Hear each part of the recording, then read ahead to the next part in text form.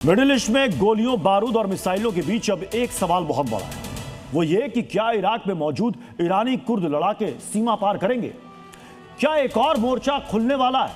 इस सवाल के बीच बड़े कयास ये भी हैं कि अब जंग में ईरानी सेना का सामना एक लेडी ब्रिगेड से होने वाला है। कौन सी है ये लेडी ब्रिगेड और कैसे ईरान को दे सकती है टक्कर, इस रिपोर्ट में देखिए। ये वो ब्रिगेड है जो सिर्फ लड़ती नहीं है बल्कि दुश्मन को पूरी तरह तबाह कर देती है। मिडिल ईस्ट के जंग में जहां एक तरफ ईरान के समर्थन में अब हिजबुल्लाह और हुती साफ तौर पर उतर आए हैं, तो वहीं उनका जवाब देने के लिए इराक के कुर्द लड़ाकों के भी युद्ध में शामिल होने की बातें हो रही हैं।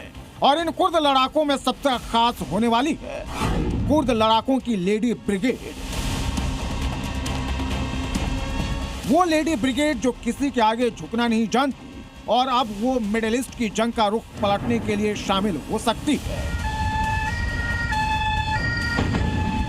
जंग में कुर्द की ये महिला ब्रिगेड अभी इराक ईरान के पहाड़ी इलाकों में सक्रिय है और वो छोटे छोटे दलों में IRGC और ईरानी सुरक्षा बलों पर अचानक हमलों में माहिर है। इनको स्नाइपर अटैक, IED और छोटे हथियारों से हमले के लिए ट्रेनिंग दी जाती है। और अब अगर कुर्द लड़ाके ईरान में दाखिल हुए तो ये महिला ब्रिगेड भी जंग में सीधे सीधे तौर पर शामिल हो सकती है।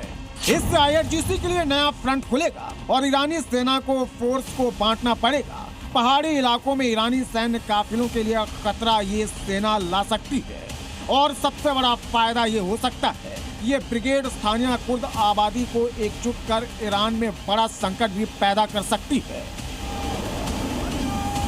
अब ईरान में कुर्द आबादी का लगभग 10% है और दशकों से महसूस करते रहे हैं कि उन्हें इस्लामी गणराज्य द्वारा हाशिए पर धकेला गया है और उनके साथ भेदभाव हुआ है।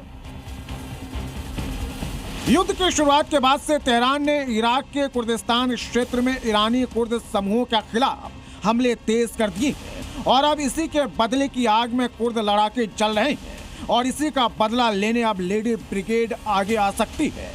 ब्यूरो रिपोर्ट, ज़ी मीडिया।